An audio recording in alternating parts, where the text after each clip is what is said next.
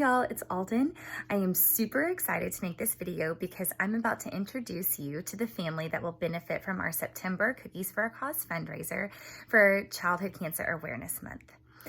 Really briefly, some of you already know this and some of you may not, but the reason this means so much to us is because Jeff and my oldest son, Holt, just celebrated his 1-year remission mark from a form of non-Hodgkin's lymphoma.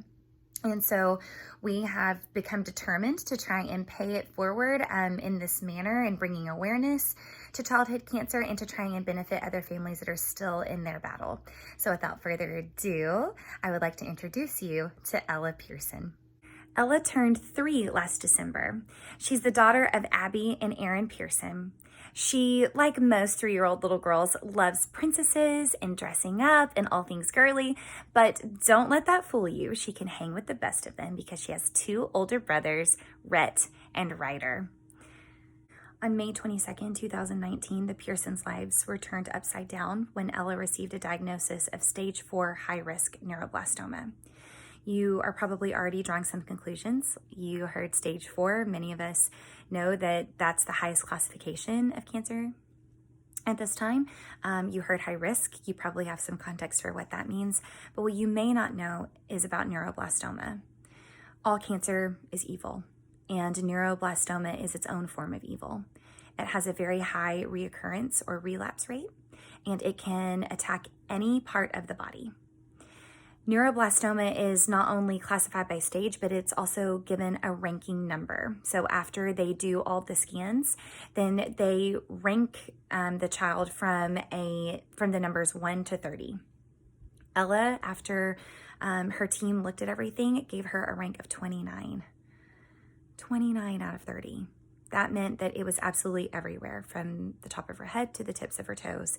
And so her frontline treatment began. Frontline just meaning, what are we going to do up front to try and kick this and to put her into remission? Her frontline treatment looked like 6 rounds of chemotherapy.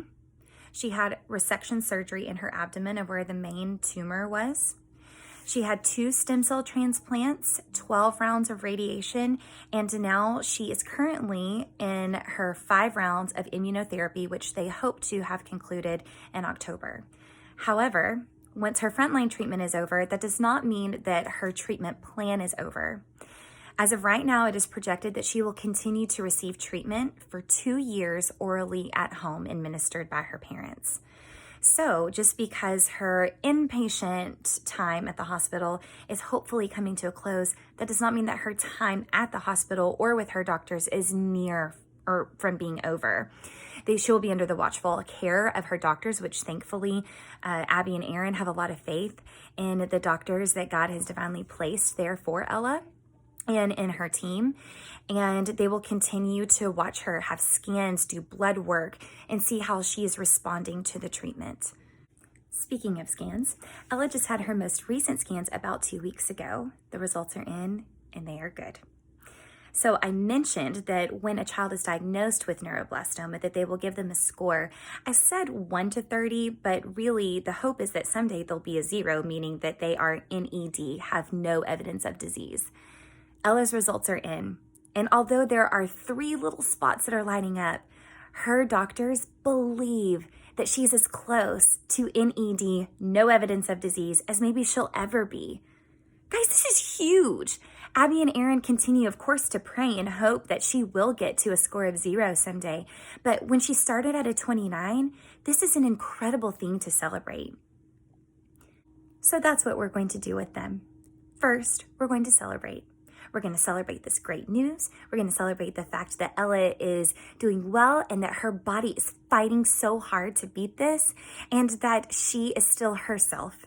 She is still little Miss Ella, growing, maturing, and changing every single day. The second thing that we're going to do as Feeding Friday Night Lights people is we are going to try and give very generously to help their family. No family should ever have to spend one single moment worried about how they're going to pay their bills whenever they have a child going through something like this. So, my ask of you is that you would prayerfully consider ordering cookies from me or simply making a donation. If you don't want cookies, that's totally okay. There's a place on the form where you can just donate. I'll still collect the money and I will pass it on to Abby and Aaron. That way they'll get 100% of the money and no percentage will be taken out for like a GoFundMe or anything like that. 100% of the proceeds are going to Abby and Aaron.